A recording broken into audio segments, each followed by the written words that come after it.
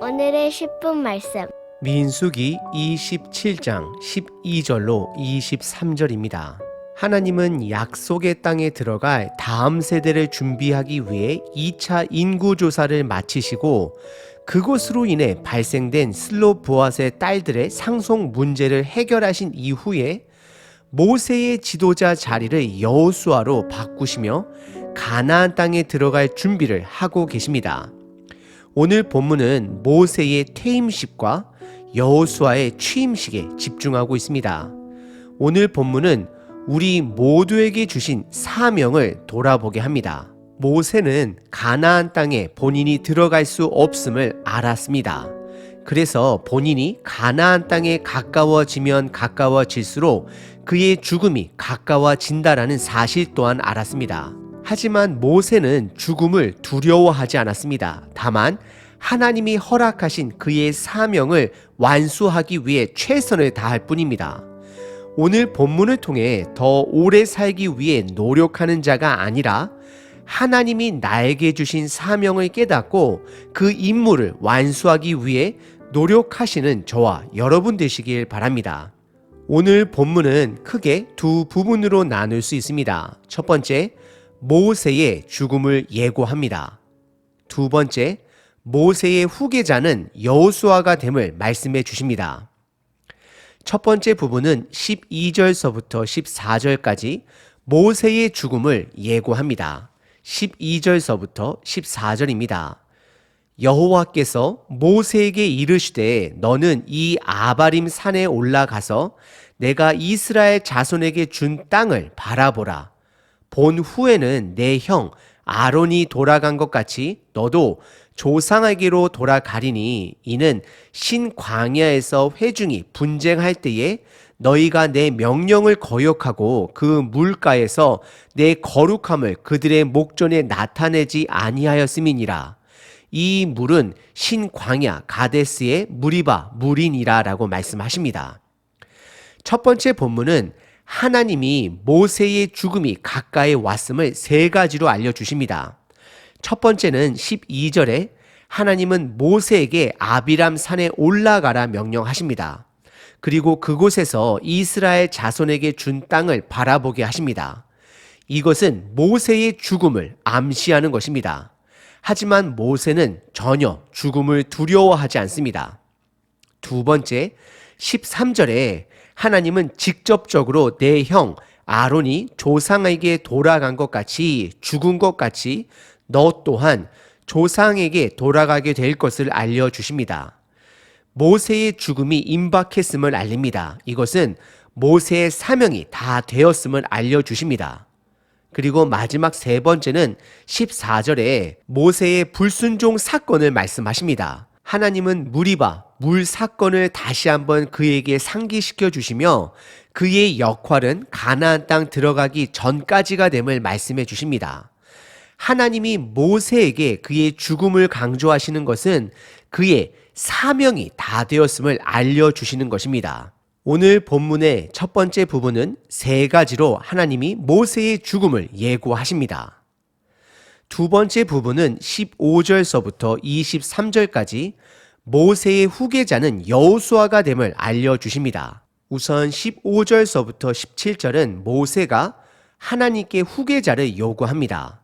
모세가 여호와께 여짜와 이르되 여호와 모든 육체의 생명의 하나님이시여 원하건대 한 사람을 이 회중 위에 세워서 그로 그들 앞에 출입하여 그들을 인도하여 출입하게 하사 여호와의 회중이 목자 없는 양같이 되지 않게 하옵소서라고 기록하고 있습니다. 그리고 18절서부터 23절은 하나님께서 모세의 후계자가 여호수아가 됨을 알려주십니다.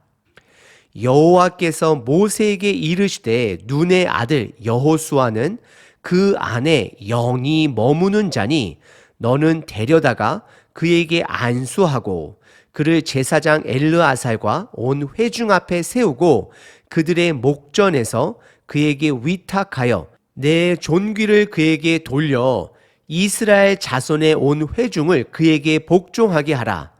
그는 제사장 엘르아살 앞에 설 것이요 엘르아살은 그를 위하여 우림의 판결로서 여호와 앞에 물을 것이며 그와 온 이스라엘 자손 곧 온 회중은 엘르아살의 말을 따라 나가며 들어올 것이니라.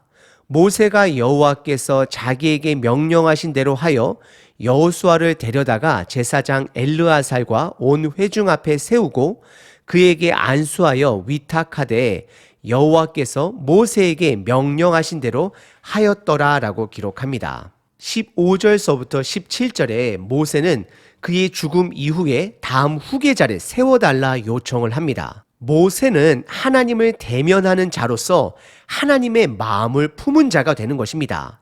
예수님과 동행하면 예수님의 마음을 품고 세상을 사랑하면 세상을 품는 자가 되는 것입니다. 하나님의 마음을 품은 모세는 하나님이 사랑하시는 이스라엘 공동체를 품게 됩니다.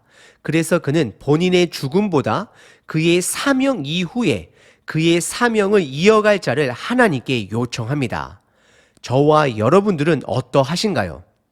나의 죽음, 개인의 삶만을 걱정하시나요? 아니면 하나님이 저와 여러분들에게 주신 그 임무를 생각하며 하나님의 나라를 품고 계신가요? 18절에 하나님은 모세에게 답을 하십니다. 모세의 후계자는 여호수아가 됨을 말씀해 주십니다. 그리고 하나님은 모세에게 여호수아를 다음 세대의 지도자로 세우기 위해 3가지 절차를 알려주십니다. 여기서 중요한 것은 모세는 하나님이 직접 알려주셨기 때문에 다음 지도자가 여호수아가 되는 것을 알고 있었지만 여호수아 본인은 그리고 이스라엘 온 백성들은 그것을 알지 못합니다. 단지 하나님이 알려주신 우림과 둠림이라는 돌을 통해 하나님의 뜻을 알게 하십니다. 이것은 모세와 여호수아의 큰 차이점이 있음을 드러냅니다. 하나님께서 모세는 하나님과 대면한 사이다라고 표현해 주셨습니다.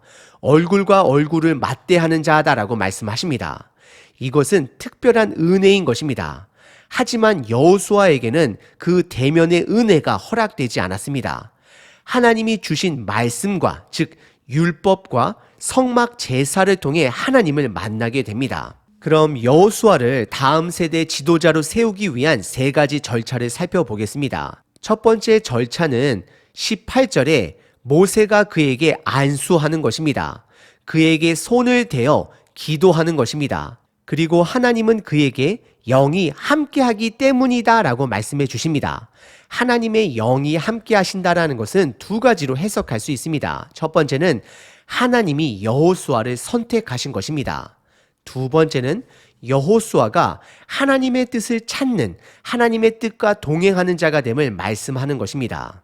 여호수아는 어려서부터 모세를 따라다니며 모세를 도운 자가 됩니다. 어찌 보면 몸종처럼 모세를 섬기던 자였습니다. 모세가 시내산에 올라가 십계명을 받을 때도 그와 함께 최대한 갈 수 있는 자리까지 함께한 자였습니다. 그리고 여호수아는 12명의 정탐꾼 중에 한 명으로서 갈렙과 함께 하나님의 언약을 신뢰한 자였습니다. 2번째 절차는 19절에 여호수아를 제사장과 모든 회중 앞에 세우고 이스라엘 백성들로 하여금 그에게 복종하게 합니다. 그리고 마지막 3번째 절차는 21절에 우림과 둠림이라는 돌을 사용하여 그가 하나님이 세운 다음 지도자가 됨을 확인하게 됩니다.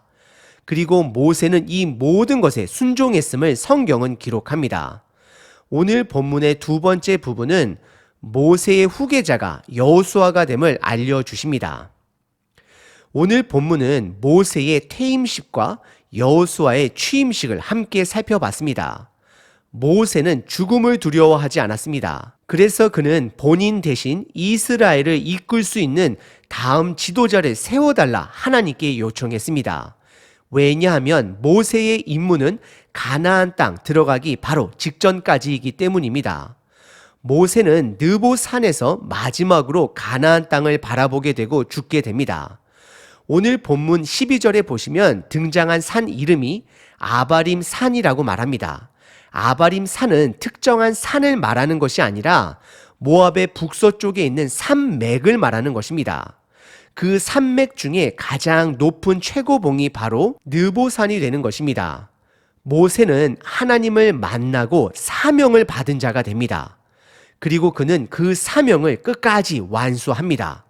저와 여러분들 또한 예수님을 만나면 우리 삶에 사명이 있다라는 것을 깨달아야 합니다. 그리고 그 사명 성취를 위해 최선을 다해 노력해야 합니다. 건강한 믿음의 사람은 죽음을 두려워하지 않습니다. 다만 사명을 다하지 못하는 것을 두려워해야 합니다. 더 나아가 모세는 본인 죽음 이후에 공동체의 미래를 걱정했던 자였습니다. 그래서 하나님께 다음 지도자를 요청한 것입니다. 그리고 하나님은 신실하게 다음 지도자를 제공해 주십니다. 저와 여러분 삶에도 하나님이 이 땅에서 허락하신 생명의 종착역이 있습니다. 그리고 동시에 임무가 있음을 깨달아야 합니다. 저와 여러분들이 이 땅에 살아있다라는 것은 아직 우리들이 완수해야 될 사명이 있기 때문입니다. 그 사명을 발견하시고 그 사명을 성취해 가시는 저와 여러분 되시길 바랍니다. 365일 기도문입니다. 예상하지 못할 만큼 급격히 변하고 있는 이 시대를 따라잡기가 너무 어렵습니다. 지혜가 없을 때 아버지의 명철로 나를 가르쳐 주소서. 길을 알지 못해 광야와 같은 길을 헤맬 때 길을 보여주시옵소서. 로마서 12장 2절 말씀입니다. 너희는 이 세대를 본받지 말고 오직 마음을 새롭게 함으로 변화를 받아 하나님의 선하시고 기뻐하시고 온전하신 뜻이 무엇인지 분별하도록 하라. 아멘.